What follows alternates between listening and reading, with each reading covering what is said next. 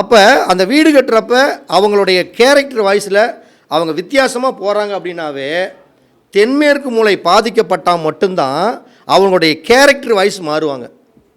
ஏன்னா கேரக்டர் அப்படிங்கிறது குணாதிசயத்தை மாற்றக்கூடிய கிரகம் யாருன்னு அப்படின்னா ராகு பகவான் மட்டும்தான் கேரக்டர் வாய்ஸை மாற்றுவார்.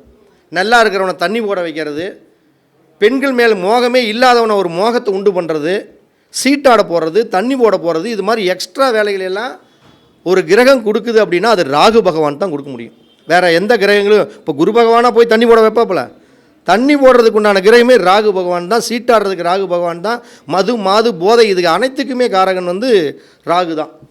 அப்போ அவங்க வீட்டில் தென்மேற்கு மூலை பாதிக்கப்பட்டுருச்சுன்னு வச்சுக்கோங்க, நிச்சயம் அவங்க தகாத பழக்க வழக்கம், சீட்டாட போடுறது, தேவையில்லாத எக்ஸ்ட்ரா சம்மந்தப்பட்ட இதெல்லாம் பண்ணுறாங்க அப்படின்னா அவங்க வீட்டில் தென்மேற்கு மூலை பாதிக்கப்பட்டிருக்குதுன்னு அர்த்தம். அப்போ தென்மேற்கு மூலை பாதிக்கப்பட்டிருக்குதுன்னா அங்கே போய் பாருங்கள், ஒன்று அந்த இடம் டவுனாக இருக்கும், இல்லை அந்த இடத்துல ஒரு செப்டிக் டேங்க் இருக்கும், இல்லை அந்த இடத்துல ஒரு தண்ணி தொட்டி இருக்கும்.